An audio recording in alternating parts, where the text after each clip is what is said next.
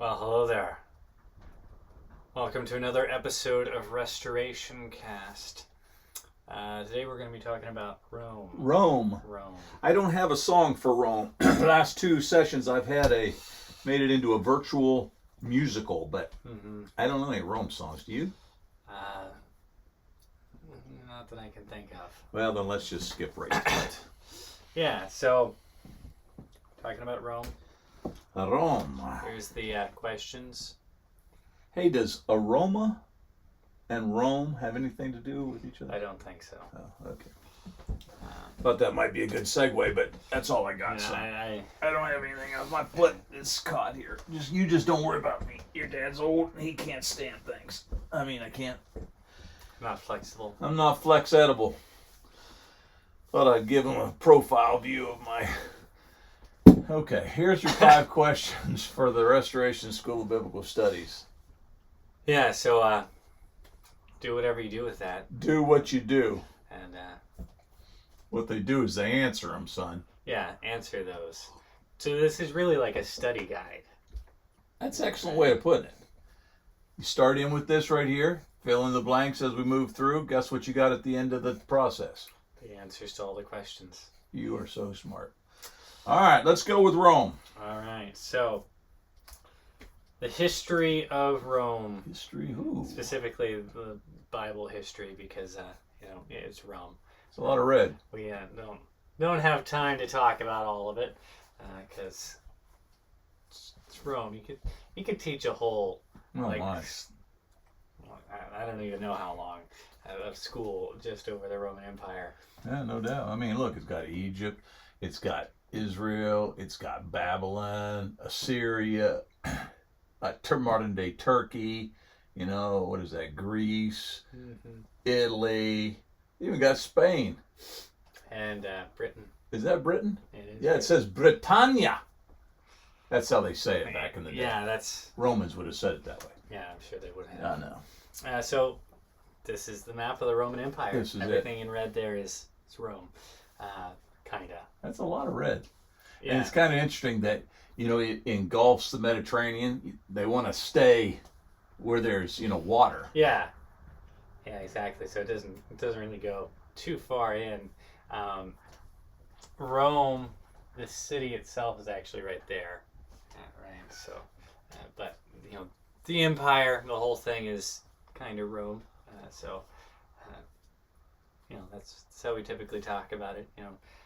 Rome can mean either the city or it can mean the whole thing, which is a lot. It's not even close to being the largest empire ever. Really? Yeah. What's the largest empire ever? The largest empire ever was the British Empire. The English. Yes. Which they were a part of Rome at one point, but yeah. But yeah. Well, that makes sense. England still owns part of Africa, I think. Colonies in Africa or something. Probably. They were quite a spread out. They were. And they're just a little island. Yeah. You can kind of say the same thing about Rome. Like, it's just this one city, right? That's a good point. But it spreads out. But yeah, so Britain is also a much more recent empire. Yeah. Right. So. Not in my lifetime. Yeah, you're not that old. But America was British, and we're only a little over 200 years old. So yeah, I think as far as human history is concerned, you're right. It's relatively recent. Yeah, exactly. So history of the Roman Empire. History, as far as it goes with the Bible. So they conquered Judea in 63 BC, which is the reason that it has any bearing on Scripture at all. All right, is the fact that they conquered Judea, and then during the whole New Testament, the Romans are occupying Judea. Right. So they're all over the place, but they are also in Judea. So they conquered Judea in 63 BC. They're the ones that caused Joseph and Mary to go to Bethlehem. Well, that's right, for the census, so, they want to do a census, and so they make everybody go back to their hometowns. They helped to kill Jesus, right? So kind of what was going on there is like because they occupied Judea, the Jews couldn't like execute people on their own, right? They had to have like kind of Roman permission in some cases. Basically, they had to like be able to prove that what's going on was, up to snuff. And so, because Jesus didn't actually do anything, they had to just get Roman permission to actually kill him. And so the Romans actually are kind of the ones that go out and kill Jesus, right? The Jews instigate it, the Romans do it, Right. And because the Romans are the ones that do it, they kind of represent like the whole known world at this point, right? And so you kind of had this idea that everybody has some level of responsibility Right. in the death of Jesus. Right? I mean, particularly with the whole sin thing, right? That Jesus dies because all of us are sinful, and he has to take that on himself. Right. But there's also some kind of participation with, like, pretty much everybody, right, in this story. And when you die at the hands of the Romans, you die a much more gruesome death than you would have died if he had died at the hands. I mean, it wouldn't have been good either way. But I guess the point is it put it in a situation where, like you say, the world's guilty. And they're guilty of what would have been probably the most grievous punishment of the day as they die on a cross, as he dies on a cross. Yeah, exactly. And a lot of this, like a lot of the reason Jesus is killed is political. Right. Right? That, definitely. The Jews are afraid that if Jesus like stirs up too much trouble, that the Romans are going to come in and they're going to like wipe everybody out. Right? And so they largely kill Jesus because they're afraid of what the Romans are going to do to them because of Jesus. Right? And so you kind of got that whole idea that it happens because of the Romans, it's done by the Romans, right? And so there's this participation with everybody, but Rome is definitely involved here.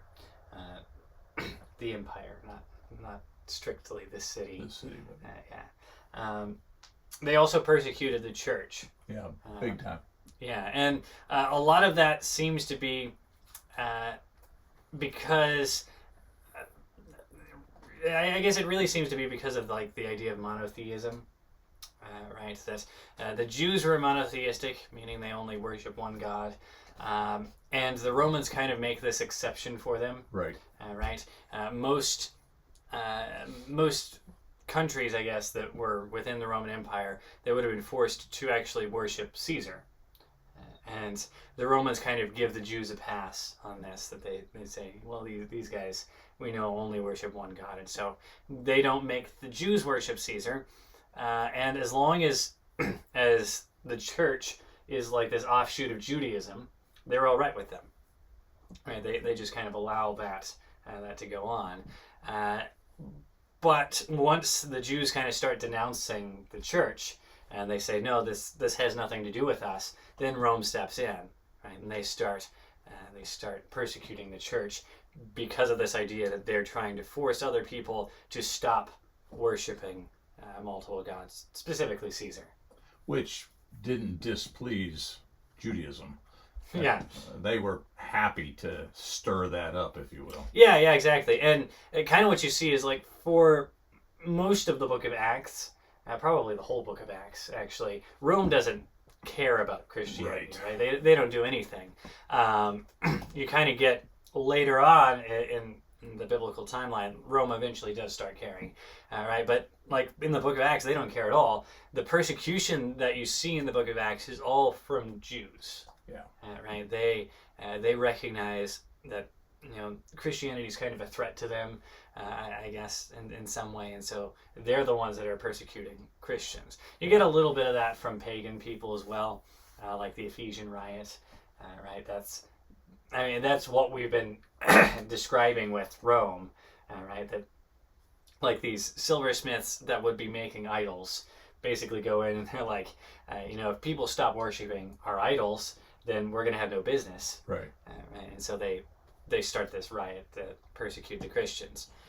And so you kind of get some of that. But most of the persecution in Acts actually comes from the Jews. Yeah. In fact, Rome at time, the Romans at time almost are a benefit to the church, such as saving Paul's neck in Ephesus. Yeah. Really saving his neck.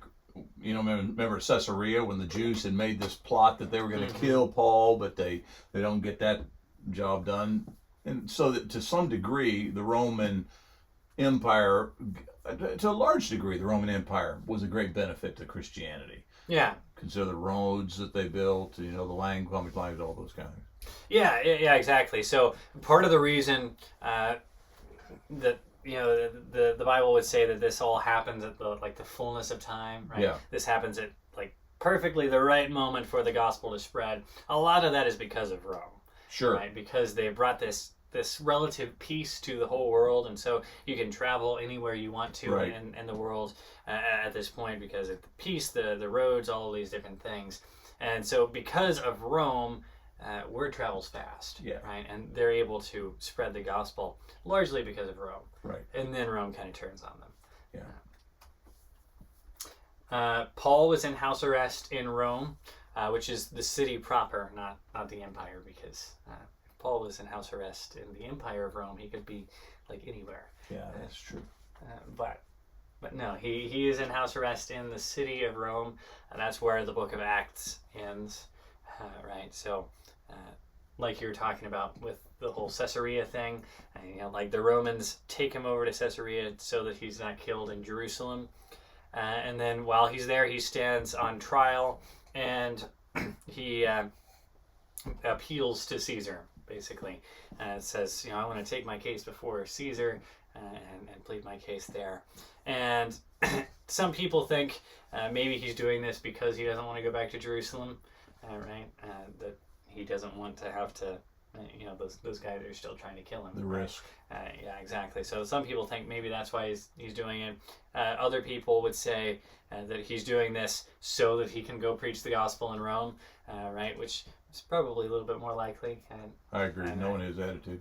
Yeah, and so Paul is sent over to Rome. He has some complications on the way, but he eventually... Complications. Yeah, he eventually makes it to Rome. Right. And he lives there for at least 2 years.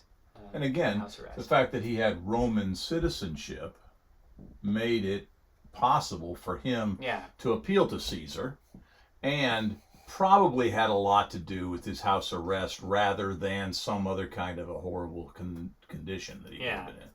Yeah, exactly. Paul uses that, right.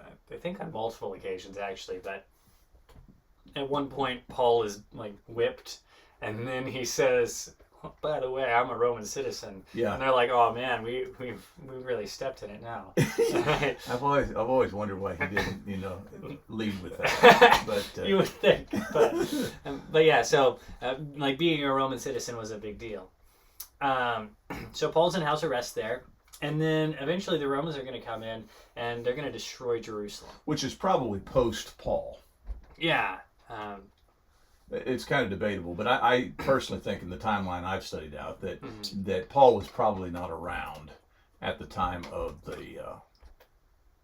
Jerusalem being conquered by the Romans. Mm-hmm. Yeah, so that would be AD 70, right? Whenever Jerusalem is destroyed, and it's destroyed by the Romans, and by this point, Rome has become the enemy of Christianity. Yeah. Right. According to church history, so this isn't strictly biblical, but according to church history, it would have been Rome that killed several of the apostles, right? They would have killed Paul, they would have killed Peter. There's probably some other ones as well, but that would have been the Romans, right? So by the end of the first century, Rome has started persecuting Christians, right? And they would have been the reason that John was on Patmos. Right. He's a prisoner of Rome. So they do start eventually. And they destroy Jerusalem. They destroy the temple in Jerusalem. Right. That's why there's no temple there anymore. Is because the Romans came in and destroyed it, and it's never been rebuilt. And then sometime later, they legalized Christianity. Yeah, I was going to say there's quite a transition between here and here, but you just have to go with history unless we're going to make this an hour and a half long. You're right. But it's again, it becomes, if you will, the church becomes very secularized. Yeah. And in the process, it fits really nice into Rome's agenda. Yeah, exactly. So this is kind of where like the beginning of the Roman Catholic Church Certainly would be. So Constantine comes into power, and I won't go into all the details, but part of what he does in going to power is he becomes a Christian. He converts to Christianity, legalizes Christianity. Right. So Rome is no longer the enemy of Christianity, and because of that, people all of a sudden like just start converting left and right. Yeah, well, it makes sense. It's the best thing for them right now. Yeah, exactly. So you kind of had like these two big booms in Christianity. The first one would be whenever it's first starting out. Acts 2. Right? When it first starts out and we're kind of under persecution and all of those things, that drives it. And then the lack of persecution also drives it. Which, by the way, gives us the heresy that comes about, because whenever you come to something in such a convenient manner as that, it's going to allow you to go off into heretical views, which is exactly what Catholicism is. Yeah, exactly. So, it's kind of one of those ideas, if all we're going by is numbers. Yeah, right. Yeah. Then the church, Christianity being legalized is a great thing. But if we're going by spiritual growth, right, rather than just the numbers of who's like being converted, then it's actually a pretty bad thing, right? Because what's happening is people aren't growing spiritually anymore, right? Right? They're becoming complacent because they don't have to worry about persecution now. Exactly. Right? There is no consequence to being a Christian anymore. Sounds a lot like the American church today. Yes. I mean, think about it. Yeah. What's one of the most common things besides the communion table in our fellowship? The attendance board at the back. We all got them, How many was here today? If we're popular, we feel like then we've got to be right. If we've got big numbers, then we've got to be on track. And the fact of the matter is that those two things were never really the litmus test for that which made God happy. He's always wanted the heart. Yeah, definitely. So then Rome falls in 476 AD, which would be the western half of Rome. Basically the European side, right? They fall in 476, and then the eastern side really persists for a long time after this. At this point, but yeah, the western half falls in 476, which we would call the fall of Rome, right? And so you kind of get to that point. So yeah, I mean that's basically There's Rome. That's about the size of it. Good to have you with us tonight. See you next time. Go ahead. So that's a brief overview of the history of Rome. As I pointed out at the beginning, there's a lot more we could say about Rome. Yeah. And we're not going into any detail about this at all because we would be here for, I don't know,